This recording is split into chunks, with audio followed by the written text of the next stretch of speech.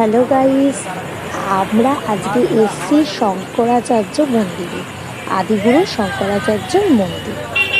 দেখো এখানে আমার মেয়ে সিংহদের একটা বসেছিল।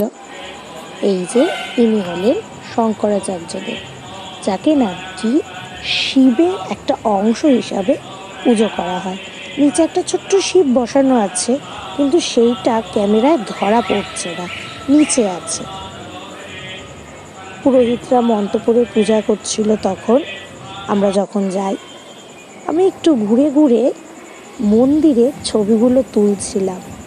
আর মন্দিরের কারুকার্যগুলো এত সুন্দর নিখুঁত করে করা, ঘুরে ঘুরে ভিডিও করতে আমার খুব ভালো লাগছিল। আর দেখতেও খুবই খুবই খুবই সুন্দর লাগছিল। দেখো আমি চারিদিকে ঘুরে ঘুরে ভিডিও করছি। আর ঠিক এই যে মন্দিরটা দেখছো, এই মন্দিরের লাগোয়া ঠিক পেছনে আছে একটা ছোট্ট কৃষ্ণ মন্দির।